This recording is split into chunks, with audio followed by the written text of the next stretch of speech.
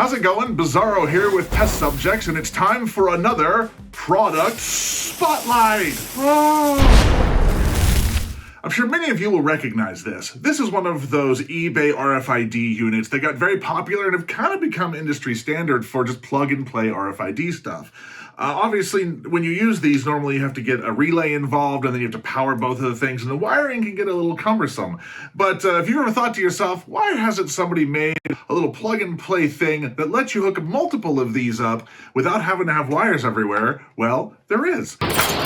And it's been around for a while, and it is called the Whisper Board by Knabi Labs. And we're here today to talk about it, see what it can do, but also show you some of the variants that it has, as well as the brand new version 2. Let's go to the bench and take a look.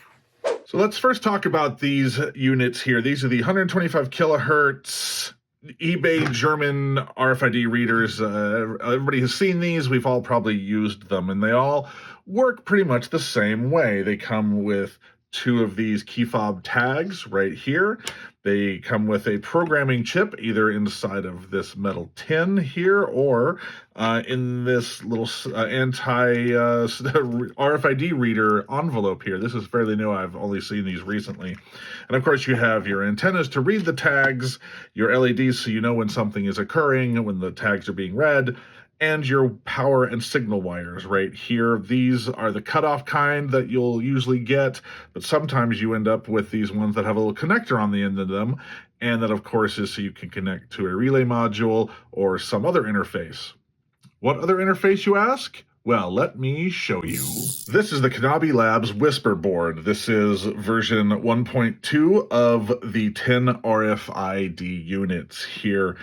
This is how the original, I think, came with 10 options here, right? You don't have to use all 10, obviously. You could just put one on here, which of course is a bit overkill, but the way this works is your white wire is your signal, red and black here are positive and negative. You plug them in here to this, like that, and then you choose how many RFIDs you have here on these dip switches, as you can see here. So if I was only using one, I would flip the 1 up like this, right? And that's all you do. You don't have to do one for each little spot there. If you had 10 units, you would turn on the 10 up here at the top, and that's it. That's how these units work. They're pretty easy to utilize. And the reason these were invented is because normally these would have to be attached to a relay to work. But the problem is people were able to brute force the puzzles because you could hear them clicking. You would hear click, click, click, click, click, click, click, click. But with the Whisper boards, you have these MOSFETs here, which are a silent trigger, and a relay does not make a noise until all of them are solved. So if you had 5 RFIDs, all 5 things would have to be in place, and then this would click on, right? Or in this case, both of them, as you can see here. So this is the original 10 unit, as I said, and then came along his little brother, this guy here. This is the 5 unit Mini Whisper. And so it works the same way here. You have your dip switches, just like this. You can turn them on and off like that, and that's how that works.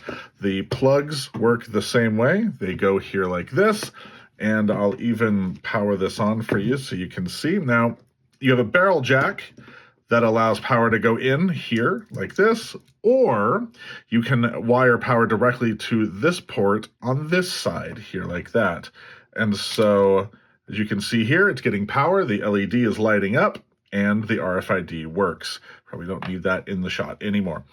And the other thing, a couple other features on these versions here that's worth noting is here is a jumper connector here that sits on this board. I'm going to pull that off. So what this was here for was one of 2 reasons. So as I said, there is a relay. There's a single relay on the Mini Whisper. There's 2 on the big guy. And of course you have your connections that most relays have. You have your common, your normally closed, and your normally open. And if you have the jumper here set for COM, then this works like a normal dry contact relay. You know, unless there's power going into it, it's just going to contact close some things. But if you put the jumper over here on 12 volt, what you were able to do is pass voltage through the board to the relay. So you could power a maglock off of just this one unit here. Like just having one power source would let you power a 12 volt thing off the relay, and that was pretty cool. The other thing that you could do here is you'll notice there is this little blank space that has what looks like resistors, and it even says pull down the resistors for non-standard application. And what that meant was if you had two RFID units, but then a reed switch that you needed to have both of these correct and then the reed switch correct, you could hook them all to the same board right here. If you weren't using an RFID reader, you would have to put the resistor here to use a non-RFID sensor, but then you could have all these different sensors that are all operated off this one board, and that was pretty cool. And this is the way it's been for quite some time, and this is how things are up until recently. There has been an upgrade. This is the new Mini Whisper P2. This board is the brand new iteration of the Whisper board, and as you can see, it definitely is a little different. Now, this is an early version that I got sent to me, so there's no mounting holes and the layout's a little different. There's also no power LED that are on the final version, but this will give you the idea of what these are about. So the one thing you'll notice is there's nowhere for you to solder on a resistor, because the resistors are just here all the time. So if you want to hook up sensors along with your RFIDs, go for it, right? And the other thing that is gone now are the jumpers that allow you to pass power from here to here. But if you power off the barrel jack, you can actually steal power out of this section here. So you can technically still power off the board. It's just done a little differently. So not only is the board new, but also the RFIDs that come with it. And that are these now. These little boards here are exactly the same thing as these big chonky guys, except in a smaller form factor. Okay, now there is obviously some differences in them, and I'll show you that right now. And of course, we'll just plug this into here like this, and probably needs power. I don't know if we can power it with our mind yet, but there we go. So one of the things you'll notice is that the LED is on when the unit is just sitting idle right there. And if you bring a tag close to it that it doesn't recognize, that isn't programmed, the light starts to just blink and freak out like that, right? But if we put a tag it knows next to it, it turns off, just like that. So that's kind of the major differences. And it can detect from upside down, like this. So when you mount it flush against the table, like this, it detects through top and bottom, like this. And I've experimented with it a little bit. You can even get it to detect from the side, but you have to be right up on it, kind of like this, because it's actually reading the tag here, right? But you can go from the side if you absolutely have to, like that. The other nice thing about this is if you have two of these involved, you no longer have to worry about the distance that you did with the old ones. With these older ones here, these antennas hated being close to one another. Like you had to have them many inches apart to not interfere with each other. However, with these new ones like this, you can have them about this close and they still work, no problem. Just like that. Isn't that crazy? Let me set this for 2 RFID right there. Let me do that. So boom, boom. That, being able to put all that into a small form factor is going to be great. Now, all the tags that you would have from your old RFIDs still work here. That one is not programmed. That one is not programmed, which we will show you how to program these here in a second. But I want to touch on one last thing, and that is, yes, Virginia, you can use your old RFID units with this unit. However, you have to swap the polarity on these plugs. You'll notice here that this plug has ground in the center and VCC or positive on the right side, which is not how these normally are. You can see right there, just like that. So you can, I'm sure, get the right cables, but it's actually very easy to modify these on your own here. What you're going to do is take a tiny pin or a screwdriver here, and you're going to pull up these there's these little black locks on these connectors here. You just lift them up just barely. Don't do too much. You don't want to break them off like that. Just lift that up, and then these will slide out like this. So then you just swap them around however you need to. I'm going to put this one back the way it was, just like this. And beforehand, push those black things back down because you want those to lock in place. Let me push that all the way. There we go. Those are locked in place. And so that's how you swap the polarity on these plugs. And that's how you would have to modify this for these to work with this board. So let me now show you how to program your key fobs and other tags to this antenna. So now we're going to program all these tags to the antenna here, and these are just 4 random 125 kilohertz tags that I have.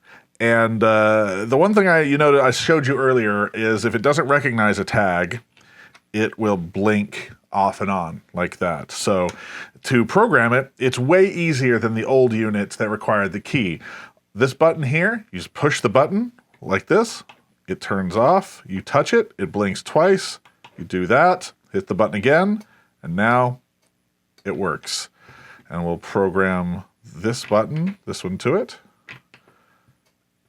It's that easy to program keys to these new units, just like that. Now, what if, let's say you lose a prop that has that key in it or whatever reason, right? Or let's say you lose all of them. What do you do? So I'll show you how to get rid of one key, completely, one tag. So let's say I wanted to get rid of this one, just take it out of the system for whatever reason, or I'm moving it to another reader. You hold this down for 3 seconds. It will blink or turn off. Now you do this, hit the button. It has now forgotten this tag. Look, it doesn't remember that tag at all. But what if you want to get rid of all of them? What if you just want to rocks fall, everybody dies, right? So the way you do that is you hold down the power button you hold down this white button as you power it up, and you'll see the LED will blink a couple times, and there you go. So now none of these tags are remembered anymore. And of course, to reprogram, I just have to do that, and we are good to go again. Super easy to do that with, very quick, and it's much less hassle than the old ones, especially if you lost the programming chip, because then you were just screwed. The last thing I want to talk about today is this solo relay board here.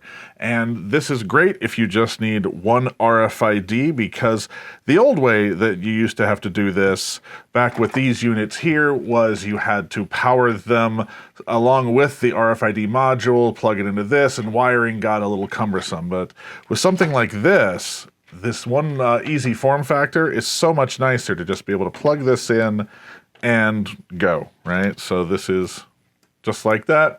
Now, obviously you don't want to set up an array of these, right? You don't want to set a whole bunch of these up, because then we come back to the issue we discussed earlier with brute forcing, where you can hear where things go. If you need multiple RFIDs, that's where these come in handy. That's what these are for, right there. But the other cool thing about this is that there is a long-range version and a short-range version. Now, the short-range version, what they mean is this, because the read range on these, as we discussed, is a little shorter than the old ones, right? The old RFID units could go 2+ inches, right? And again, if you still need that, they're still going to make these and still going to offer these. These are not going away. But if you don't need that long distance read, or even if you do, these will still work with these. They just have to have the polarity swapped, like we discussed earlier in the video. So you can still use these units with this. And if you order these, I believe you can have to order short range or long range units right there. But honestly, if you need more than this much read range through something, you are much more ambitious than many of us, honestly. But that is pretty much all of the Whisper board stuff that is available currently. And I hope you do something cool with it, because I know we are.